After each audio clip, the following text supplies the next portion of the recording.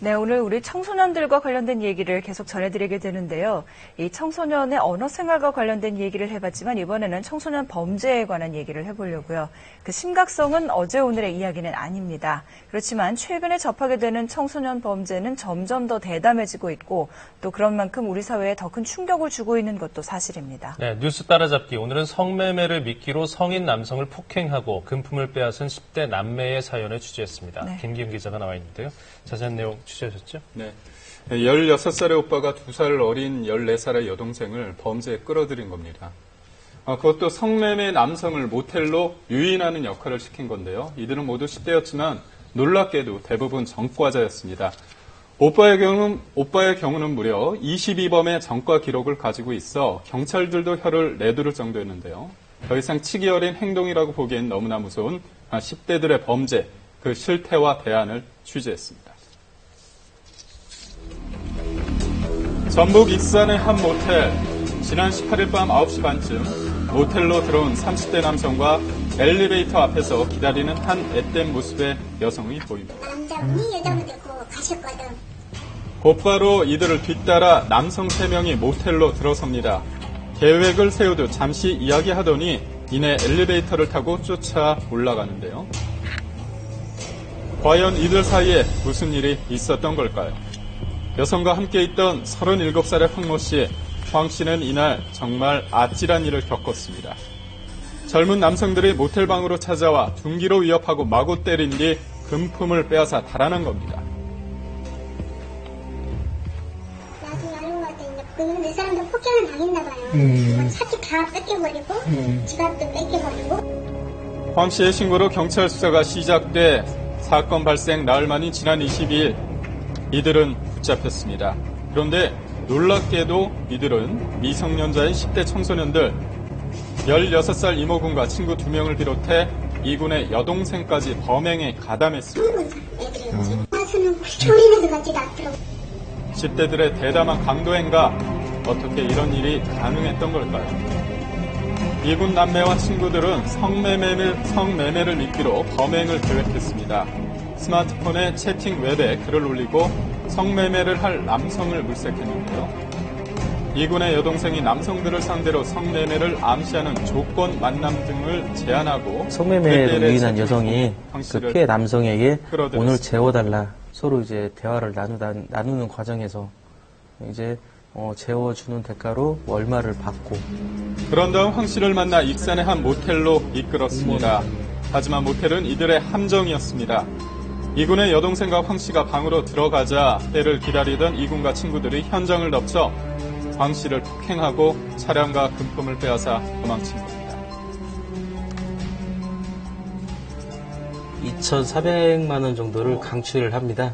그 과정에서 2주간의 상해를 가하고 청소년과 성매매를 하려 했다는 사실 때문에 피해 남성이 신고를 꺼려할 것으로 이들은 판단한 건데요.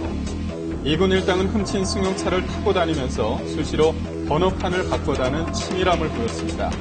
또 대로변 주유소에서 기름을 넣는 여유까지 부리기도 했는데요. 가출 청소년이었던 이들은 대부분 전과자들, 적게는 2범에서 많게는 22범의 전과 기록이 있었는데요. 이뿐만이 아닙니다. 최근에는 용돈과 유흥비를 마련하기 위해 여러 차례 범행을 저지른 것으로 경찰 조사 결과 드러났습니다.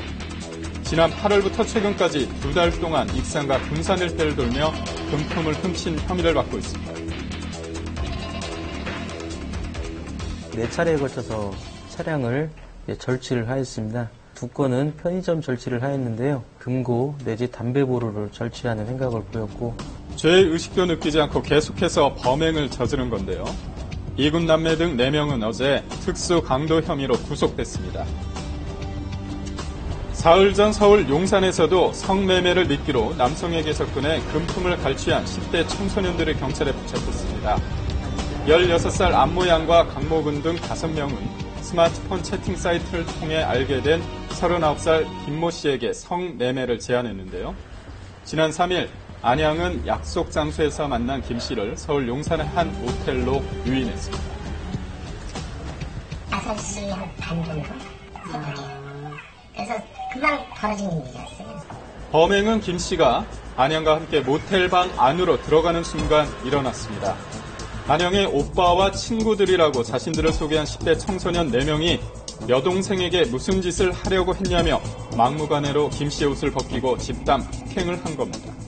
오빠라는 친구가 때리려고 그러더라고. 그래서 세상에 무슨 이유도 없이 돈도 못 듣고 해서 사람들 그 사람도 순식간에 벌어진 일이니까. 김 씨의 몸을 뒤져 휴대전화와 현금을 빼앗은 것도 모자라 김 씨를 차에 태우고 인근 편의점을 돌며 체크카드와 신용카드로 현금을 인출하게 했습니다.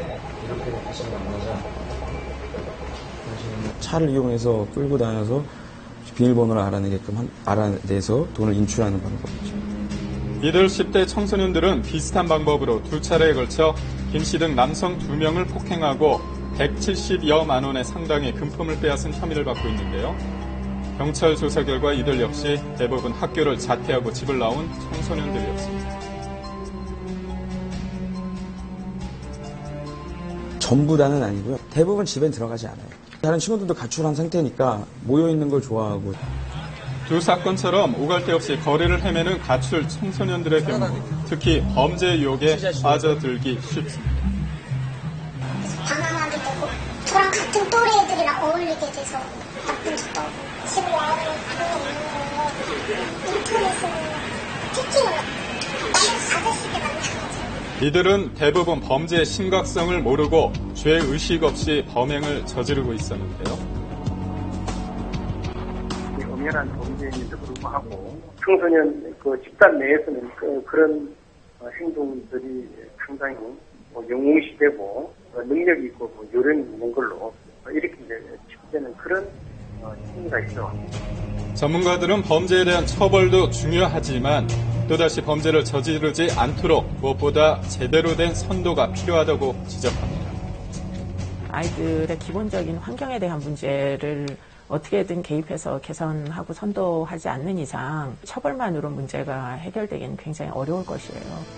지난해 청소년 범죄 재범률은 37%, 10명 가운데 4명꼴로 최근 4년 사이 재범률은 계속 늘고 있습니다.